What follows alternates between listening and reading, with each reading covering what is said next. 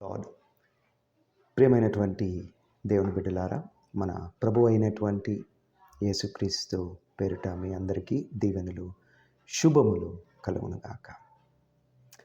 ఈరోజు ధ్యానాంశము యెర్మీయా గ్రంథము 32వ అధ్యాయము 17వ వచనాన్ని ధ్యానం చేసుకుందాం.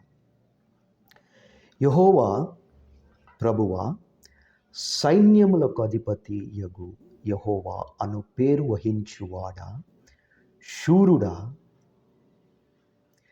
మహాదేవ, నీ అధిక బలము చేతను చాచిన బాహువు చేతను భూమి ఆకాశములను సృజించితివి.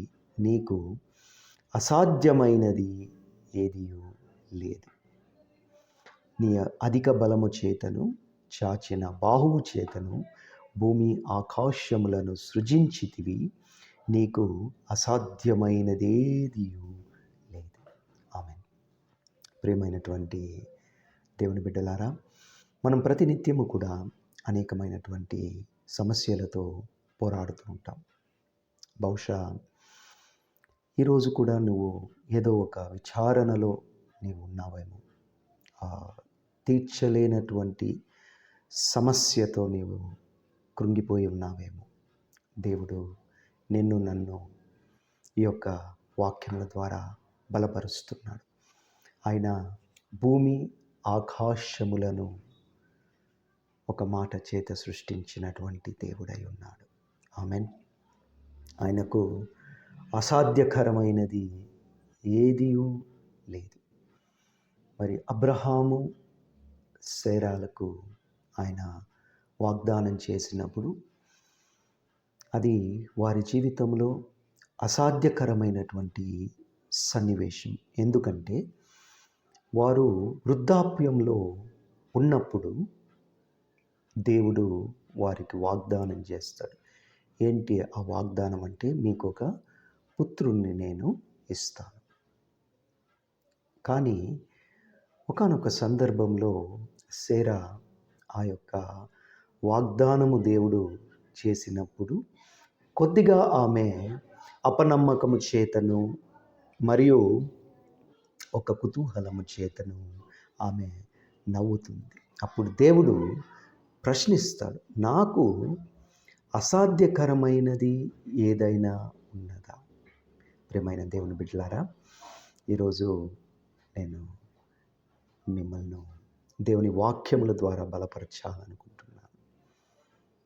దేవునికి అసాధ్యకరమైనది ఏది కూడా లేదు. బహుశా ఏదో అప్పుల సమస్య చేతనో, లేదా అనారోగ్యము సమస్య చేతనో, లేదా ఇంకేదో బిడ్డలు సమస్య చేతనో, లేదా వారికి ఫీజులు ఎలా కట్టాలి, ఏ విధంగా ఈ కుటుంబాన్ని నేను పోషించాలి అనేటువంటి ఏదో విచారణలో నీవు ఉన్నావేమో. దేవుడు నీతో స్పష్టంగా మాట్లాడుతున్నాడు. భయపడద్దు. మన దేవునికి అసాధ్యకరమైనది ఏది కూడా లేదు. ఆమేన్. మరి వాగ్దానం చేసినటువంటి దేవుడు నమ్మదగినటువంటి వాడు. ఏ విధంగా అయితే అబ్రహాము శారాలకు ఆయన వాగ్దానాన్ని నెరవేర్చినాడు, అదేవిధంగా నీ జీవితంలోనూ నా జీవితంలోనూ చేసినటువంటి ఆ వాగ్దానాలను, ఉండేటువంటి ఆ సమస్యలను తీర్చడానికి ఆయన సిద్ధంగా ఉన్నాడు. సమస్తము ఆయనకు సాధ్యము. మనం చేయాల్సిందంతా ఆయన వాగ్దానాలను మనము విశ్వసించాలి. ఏదైనా ఒకవేళ అపనమ్మకం మనలో ఉంటే మనం దేవుని వైపు చూస్తూ ఆ అపనమ్మకాన్ని దేవుడు తొలగించే విధంగా మనము ప్రార్థన చేయాలి. భయపడద్దు. దేవుడు నీకు తోడై ఉన్నాడు. ఖచ్చితంగా మనం విశ్వాసముతో దేవుని వైపు చూసి ప్రార్థన చేసినప్పుడు ఆయన ఆ సమస్యను తీర్చడానికి సిద్ధంగా ఉన్నాడు. ఆయనకు అసాధ్యకరమైనది ఏది కూడా లేదు. సమస్య ఎంత పెద్దదైనా కావచ్చు, సమస్య వైపు కాకుండా సమస్యను పక్కన పెట్టి మన సృష్టికర్త అయినటువంటి యావత్ సృష్టిని సృష్టించినటువంటి మన దేవుడు పెద్దవాడు. ఆయన వైపు చూస్తూ విశ్వాసంతో మనము ప్రార్థన చేసుకుందాం. మహాపరిశుద్ధుడా, ప్రేమ కలిగినటువంటి మా పరలోకపు తండ్రి, నాయన ఇచ్చినటువంటి ఈ యొక్క సమయాన్ని బట్టి మరియు ఇచ్చినటువంటి వాగ్దానాన్ని బట్టి మీకు కృతజ్ఞతాస్తుతులు.